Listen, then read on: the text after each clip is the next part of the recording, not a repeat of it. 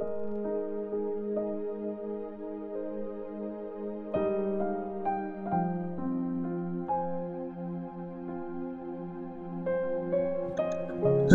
chapter 8. Ililigtas ni Lord ang Jerusalem.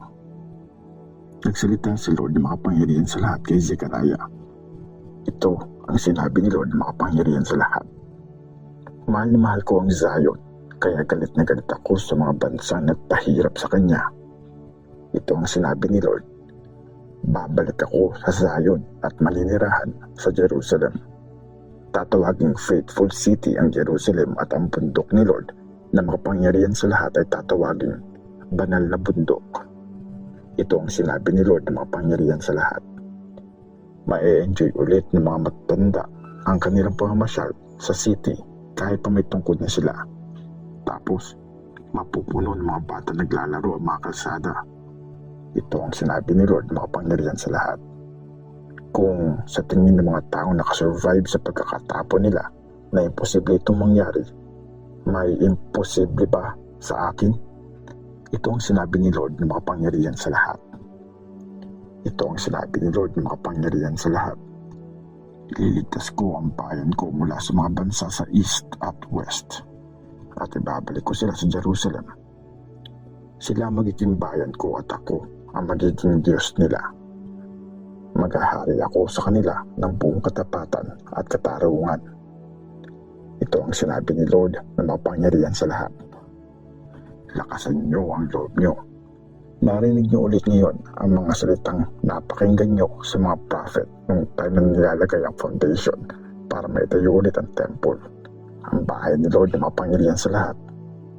Nung time bago itayo ulit ang temple, walang nangyayari sa pagtatrabaho ng mga tao at hayop. Walang protection laban sa masasamang loob na labas-pasok sa bayan at hinayaan kong sila ang maglaban.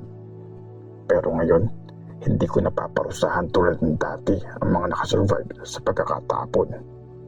Ito ang sinabi ni Lord na makapangyarihan sa lahat. Magkakaroon ng peace, mamumunga ang ubasan, magiging sagana ang mga bukid at uulan na sa panahon ng tag-ulan. Sisiguraduhin kong mai-experience ng mga nakasurvive sa pagkakatapon ng mga ito. Kung dati, kayo mga taga-Juda at taga-Israel ang binabanggit na example pag may sinusumpang bansa ang mga tao, pero ngayong niligtas ko kayo, blessing na ang tingin ng mga tao sa inyo. Kaya huwag kayong matakot at lakasan nyo ang loob nyo. Ito ang sinabi ni Lord na makapangyarihan sa lahat. Kung noon, hindi ako nagpapigil na parusahan kayo dahil ginalit ako ng sobra ng mga ancestors nyo. Hindi rin ako magpapapigil ngayon na gumawa ng maganda sa Jerusalem at sa mga taga-Juda. Kaya huwag kayong matakot. Ito ang mga kailangan nyong gawin. Dapat magsabi kayo ng totoo sa isa't isa. Pairali nyo ang justice at ipromote nyo ang peace. Huwag kayong mag-isip ng masama sa inyong kapwa at huwag kayong manloko ng iba. Matindi ang galit ko sa mga ito. Ito ang sinabi ni Lord na makapangyarihan sa lahat. Nagsalita sa akin si Lord na makapangyarihan sa lahat. Ito ang sinabi ni Lord na makapangyarihan sa lahat. Yung ginagawa niyang pag-fasting tuwing 4th, 5th, 7th at 10th month ay magiging panahon ng celebration. Magsasaya at magsaselebrate ang mga taga-Juda. Kaya pahalagahan nyo ang katotohanan at ipromote nyo ang peace. Ito ang sinabi ni Lord na makapangyarihan sa lahat.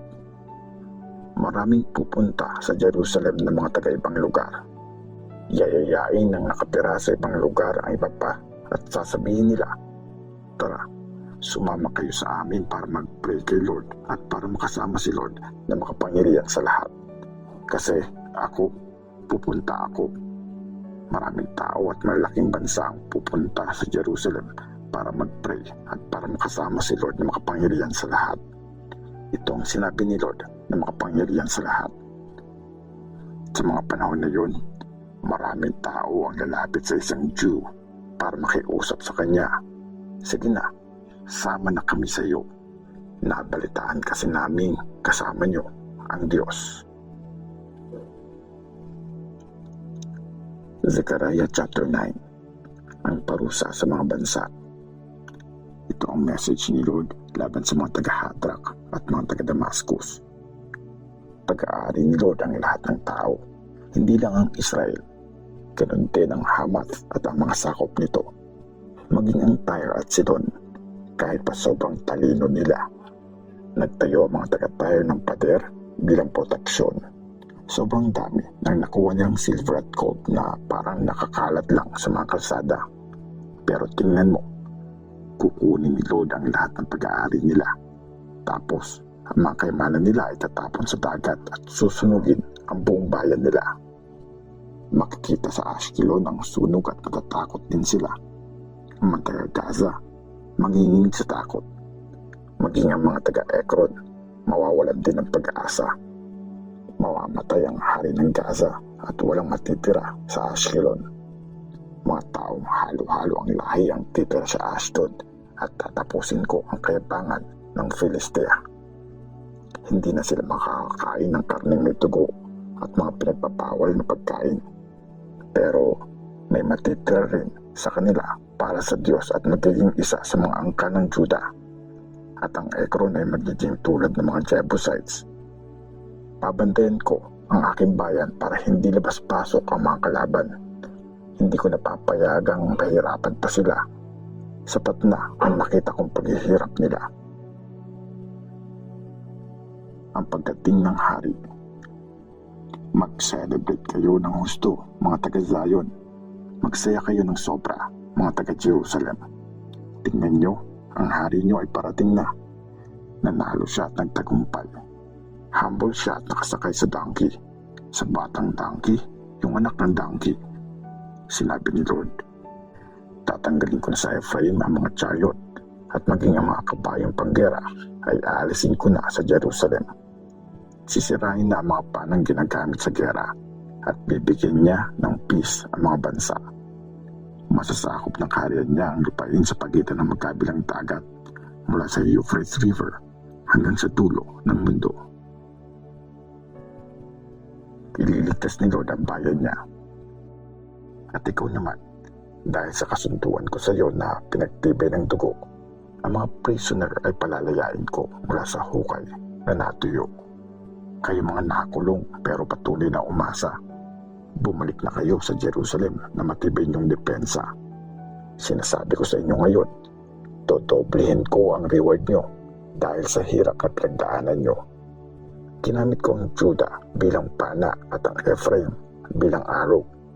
Gagamitin ko ang mga taga-Zion para kalabanin ang mga taga-Greece. Gagamitin ko sila na parang espada ng isang matapang na mandirigma. Tapos, magpapakita sa kanila si Lord. Ang araw niya ay parang kidlat.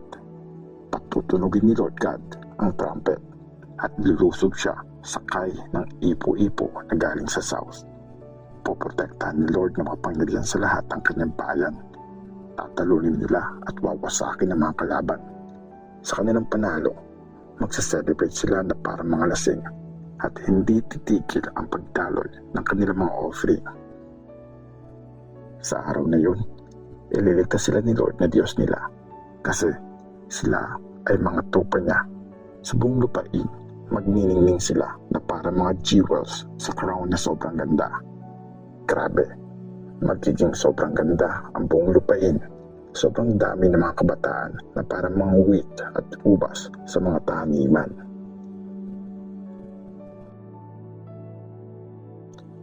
Zechariah chapter 10. Si Lord ang kanilang lakas.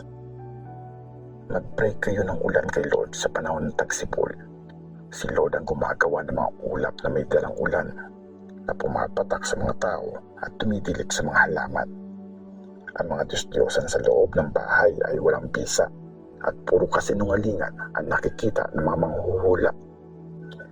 Ang paliwanag nila sa mga panaginip ay paliwala at ang kanilang advice ay walang kwenta. Kaya ang mga tao ay naliligaw na parang mga tupa.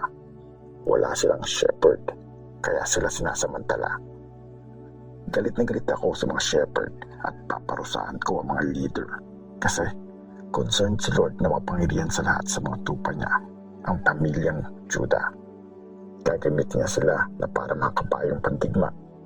Sa kanila magmumula ang pundasyon ng bato. Sa kanila lalabas ang peg ng tent. Sa kanila magmumula ang pana niya. Sa kanila manggagaling ang leader nila. Para silang magiting na mandirigma pag nagkakaisa sila at aapak-apakan lang nila sa kalsada ang mga laban nila. Lalaban sila kasi si Lord ang kasama nila at kahit malakas pa ang kalaban, tatalunin nila. Palalakasin ko ang pamilya ng Judah at ililigtas ko si Joseph at ang pamilya niya. Ibabalik ko sila sa lugar nila kasi naawa ako sa kanila. Babalik sila na parang hindi ko naman sila pinabayaan kasi ako si Lord na Diyos nila at ang prayer nila ay aking papakinggan. Tapos, ang Ephraim ay magiging gaya ng mga magiting na mandirigma. Sobra-sobra ang magiging saya nila. Makikita ito ng mga anak nila at sila rin ay magsasaya. Matutuwa kay Lord ang mga puso nila. Tatawagin at nagagather ko sila. Ililigtas ko sila at tulad ng dati, dami nila ay magiging sobra-sobra. Kahit makinalat ko sila sa mga bansa, maaalala nila ako kahit nasa malayo sila at babalik sila kasama ang mga anak nila. Mula sa lupain ng Egypt ay iuuwi ko sila sa bayan nila at igagather ko silang mga galing sa Assyria. Dadalhin ko sila sa lupain ng Gilead at Lebanon hanggang di na sila magkasya doon. Tatawirin nila ang dagat ng problema at ang mga alon nito. Si Lord ang magpapakalma. Tapos, lahat ng tubig ng Nile ay matutuyo at ang kayabangan ng Assyria ay maglalaho at ang power ng Egypt ay matatalo. Sa akin magmumula ang lakas ng aking bayan at mamumuhay sila ayon sa aking kalooban. Ito ang sinabi ni Lord.